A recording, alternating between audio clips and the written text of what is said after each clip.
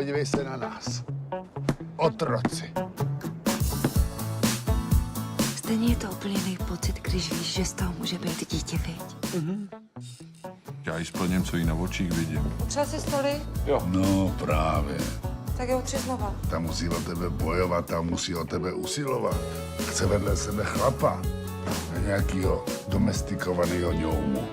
Víš ty vůbec, kolik je na světě krásných ženských? Takže podle tebe by bylo nejlepší, kdybych ji podváděl a lhal jí jako ty Martě, jo?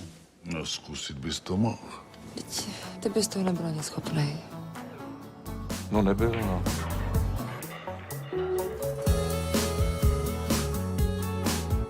Má mezi nohama kompas, který mu ukazuje směr.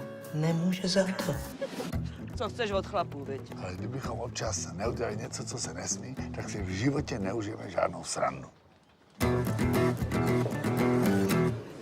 Ne.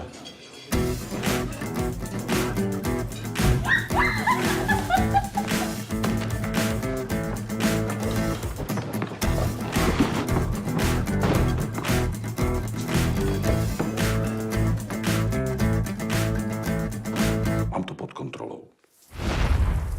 Alice, neplašte, já ti to vysvětlím.